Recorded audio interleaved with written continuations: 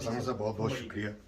पहले तो जी मैं आप सबका मशकूर हूँ जो माशाल्लाह यहाँ तशरीफ़ फरमा है नौजवान।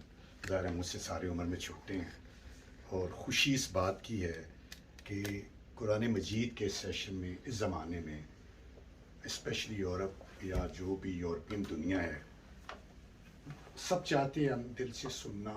एक तो मौक़े नहीं मिलते और दूसरा शायद मसरूफ़ियात आड़े आती हैं। तो मुझे इस बात की बड़ी खुशी है कि माशाल्लाह इतने लोग एक छत के नीचे दरस कुरान मजीद सुनने के लिए आए हैं। तो ये बड़ी काबिल फ़ख्र बात है और अच्छी बात है कि किसाना साहब ने इसको सारे सिलसिले को अरेंज किया। मुझे पता चला है कि जी आप माशाल्लाह 15 साल से ये दरस कुरान मजीद का सिलसिला किसी न किसी हवाले से जारी रखे हुए हैं और फिर कोरोना के बाद अब पहली मरतबा आज ये मौका मिला है सबको। तौबा के बारे में आपने कुरान मजीद या जो भी बातें कहीं, हम सबको किसी न किसी तरह उनका अंदाज़ा है, लेकिन इस एज ग्रुप में ये बड़ा ज़रूरी है कि उन्हें रिमाइंड करवाया जाए, बताया जाए कि जो चीज़ें आपने बचपन में इस्लामियात में पढ़ी थी, मौलाना की किसी दर्स में सुनी थी, जुमे ईदैन के खुतबे में सुनी थी, हमें लाशऊर में कहीं मौजूद हैं, लेकिन चीज़ें भूल जाती हैं। तो याद दहानी कराना, बार बार बताया जाना, शायद परवरदिगार का हुक्म भी यही है, इसीलिए हुक्म है चीज़ों को बार बार बताया जाता है। तो एक तो वो वाली बात कि ये बड़ा ज़रूरी है। मैं अभी कमेंट सुन रहा था, मुझे हमारे जो दोस्त हैं माशाल्लाह सूबा सरहद के या खैबर पख्तूनख्वा के, उन्होंने बड़ी खूबसूरत बात की कि जी हमारे यहाँ लोग इकट्ठे होते थे, बड़ों की बातें सुनते थे, गैदरिंग होती थी, को अक्ल व दानिश की बातें होती थी, वो सिलसिला मुनक़ता हो गया। जब पूरे पाकिस्तान में खैबर पख्तूनख्वा माशाल्लाह उनका कल्चर, बलूचिस्तान का कल्चर ज़रा डिफरेंट है हमारे पंजाब और सिंध से, इस हवाले से कि लोग बड़े मेहमान नवाज हैं।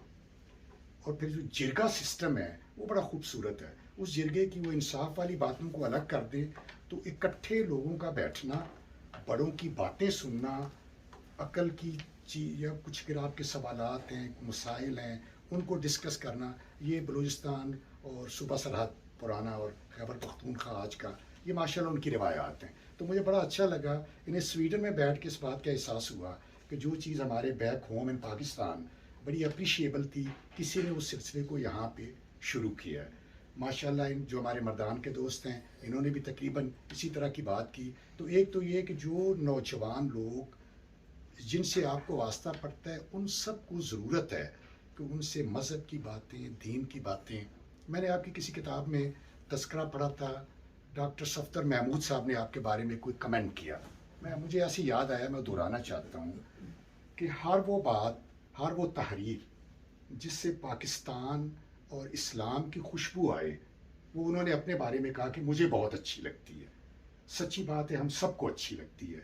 और जो बंदा आपको पाकिस्तान, हमारा मज़हब, हमारे मुल्क की अच्छी बातें, रिवायात का ज़िक्र करे, आपको मौका दे उस तरह की बातों में शरीक होने का और सुनने का, उनके लिए भी तारीफ़ की जानी चाहिए, तासीम की जानी चाहिए।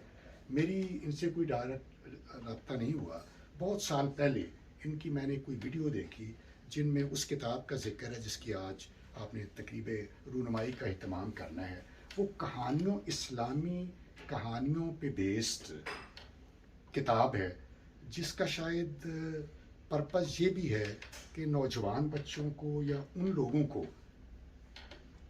बताया जाए अपने मज़हब के बारे में, अपनी मुआशरत के बारे में जो नंबर 1 जानना चाहते हैं। नंबर 2 हमारे वो बच्चे, स्पेशली मैं चूँकि उम्र में आपसे बड़ा हूँ तो उस हवाले से कह रहा हूँ कि हमारे वो बच्चे जो स्वीडन में, यूरोप में, यूएसए में पैदा हुए, उन्हें अपनी मुआशरत, तहज़ीब और बहुत सारी चीज़ों का पता नहीं है। वो जानना भी चाहते हैं और ये भी देखना चाहते हैं कि जो बातें हमें बताई जाती हैं, क्या हमारे बड़े भी उसके रोल मॉडल हैं, खुद भी उस तरह का काम करते हैं।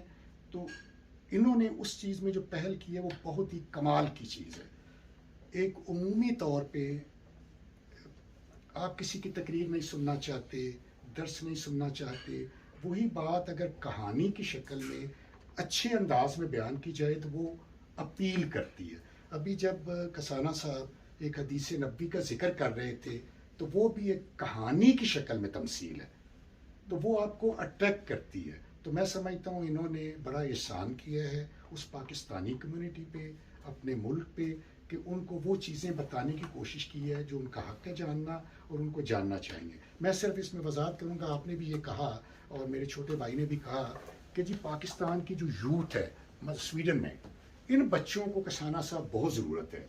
आप आपस में अपना सेशन रखें, लेकिन 2 माह बाद 3 माह बाद जब कभी मौका मिले उन नौजवानों को, बच्चों को उन्हें एक तो बताएं और फिर उनको मौका दें कि वो सवाल करें आपसे कि उनको क्या एतराज़ात हैं, वो क्या जानना चाहते हैं। और मज़हब की बातें हमारे यहाँ बदकिस्मती से कुछ ऐसी कैफियत बन गई है कि आप किसी आलिम दीन से सवाल नहीं पूछ सकते।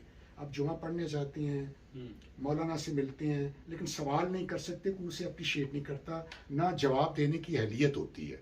तो अगर आप इस तरह का कोई सेशन करें जिसमें उन बच्चों को ये मौका मिले कि उनके जहन में उठने वाले मज़हब के हवाले से या हमारे कल्चर के हवाले से क्या मुश्किलात हैं, सवालात हैं, उनको अगर आप जवाब देंगे तो वो मेरा ख्याल है वो जानने का और इल्म हासिल करने का वो शायद बेहतर मौका होगा। तो मैं आप सबका बहुत बहुत शुक्रिया अदा करता हूँ जो यहाँ तशरीफ़ लाए, और आपका सर शुक्रिया अदा करता हूँ। आपने एक अच्छी चीज़ शुरू की है, अल्लाह ताला आप इसमें कामयाबी दे और आप इसको मज़ीद फैला सकें। बहुत शुक्रिया।